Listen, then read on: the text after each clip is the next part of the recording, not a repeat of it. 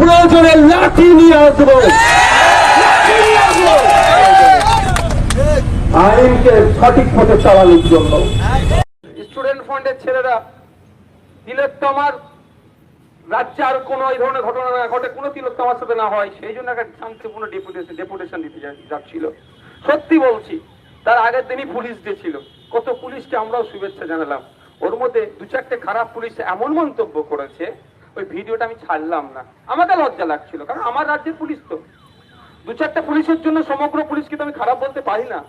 যে ধরনের অশ্লীল মন্তব্য করছে, আমি সেই সমস্ত পুলিশদেরকেও বলবো, আপনারা ভাষা সংযত করুন, কারণ আপনার বাড়ির পরিবার পরিজন আছে।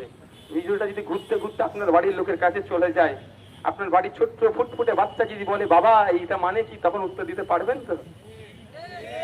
আমি চাই না, সত্যি বলছি, আমি পোস্ট করা থেকে বিরত থাকলাম।